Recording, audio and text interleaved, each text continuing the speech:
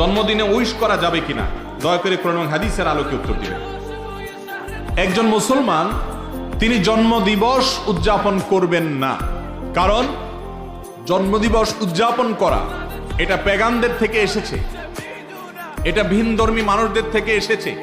শুধুমাত্র তাদের থেকে এসেছে তা নয়, জন্মদিনকে কেন্দ্র করে যে কাজগুলো হয়ে থাকে, এমন কি এই যে আমরা আগুন জ্বালিয়ে থাকি, অনেকে জন্মদিনকে কেন্দ্র করে মোমবাতি জ্বালিয়ে থাকেন, কেক কাটাকাটি করে থাকেন, এই সবগুলো হুবহু এইভাবে এসেছে অনেকগুলো ভ্রান্ত বিশ্বাস থেকে।